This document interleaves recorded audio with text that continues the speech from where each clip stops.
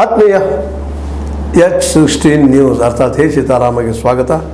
ನಾನು ನಿಮ್ಮವ MI ಜೋತಾವರ್.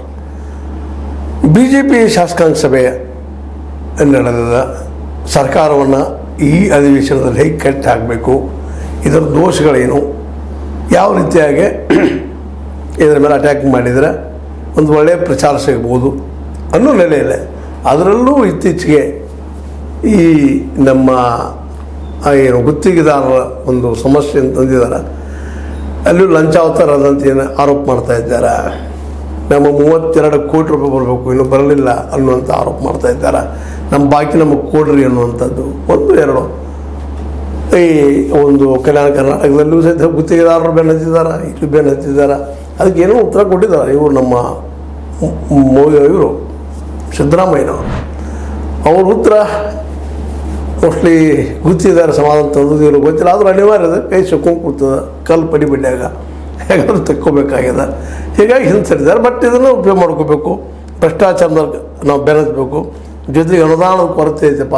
ಬಗರ್ ಹುಕಂ ಅರ್ಜಿಗಳನ್ನು ತಿರಸ್ಕರಿಸಲಿಕ್ಕೆ ಹೆಚ್ಚಿದ್ದಾರೆ. ಜನರಿಗೆ ಭೂಮಿ ಕೊಡ್ತಾ ಇಲ್ಲ.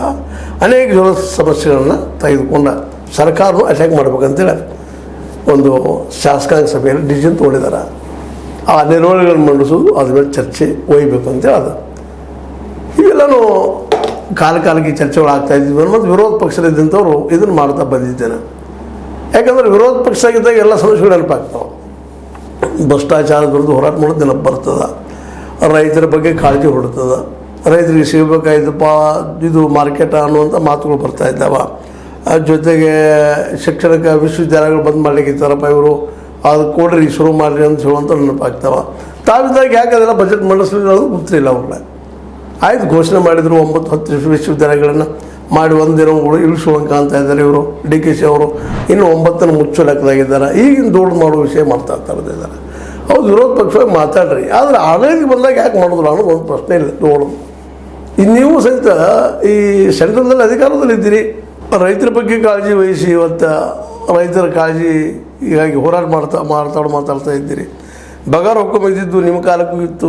ಆಗ ಎಷ್ಟು ಕೊಟ್ರಿ, ಏನು ಮಾಡಿದ್ರಿ ಅನ್ನೋದು ಸಹಿತ ಇವತ್ತು ನಿಮ್ಮನ್ನು ನೀವು ಪ್ರಶ್ನೆ ಮಾಡ್ಕೊಳ್ಳೋಂಥ ಸಮಯನೂ ಆಗಿದೆ. ಆದರೂ ಕೇಳ್ತಾ ಇದ್ದೀರಿ ವಿರೋಧ ಪಕ್ಷಗೆ ಸಂತೋಷ ಪಡೋಣ. ಮತ್ತು ಯಾರು 9 ವಿಶ್ವವಿದ್ಯಾಲಯ